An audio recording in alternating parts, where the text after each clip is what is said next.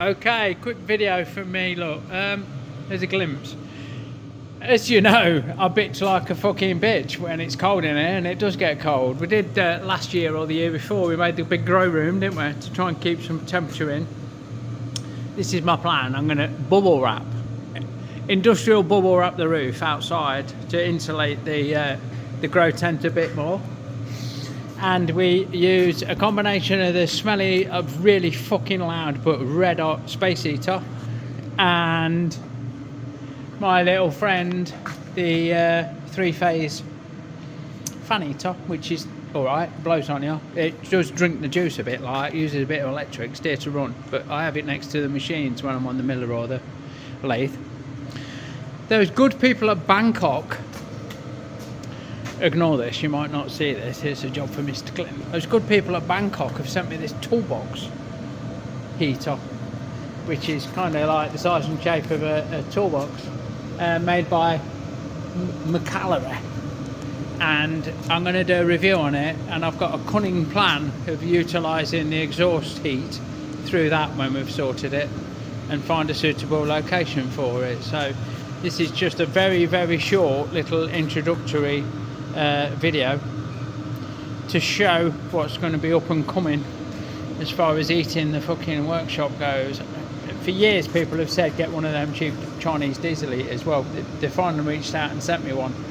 This is the very first time it's been run. Me and Josh have just mackled it together based on the instructions, which are shocking. It did come with a power supply, which is fucking great, and it came with the necessary pipe work to get it up and running, but we're going to MacGyver something a bit better for it when it comes to final installation. This is its very first run. It's only been on not even 5 minutes. I've got it on for absolutely full whack. It's not allowed, and the air coming out of it is already pretty fucking warm. So who knows? It will depend on how we can install it, how well it warms the place up, obviously, and it really importantly to me is how much fucking diesel it drinks, because we've got about half a tank of first fill. We're going to run it for 20 minutes and see what happens, but I'll do a full video. I will do a full review like they asked me to, and I will explain my MacGyver attempts in a future video, not attempts, the plan for fitting it somewhere where you can see I've got the exhaust just running out of the tank going into the fucking main workshop, look, into the garage section. Look how full we are, fucking it's rammed. Because they don't want to kill us this morning.